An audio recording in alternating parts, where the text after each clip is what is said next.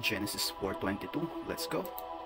At tungkol kay Sila, ay pinanganak naman niya si Tubal-Cain, na mamamanday ng lahat na kagamitang patalim na tanso at bakal.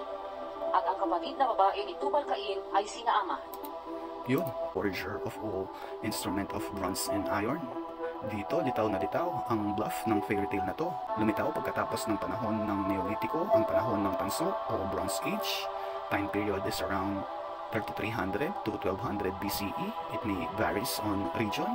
At ang Iron Age naman o panahon ng bakal is around 1200 BCE to 600 CE.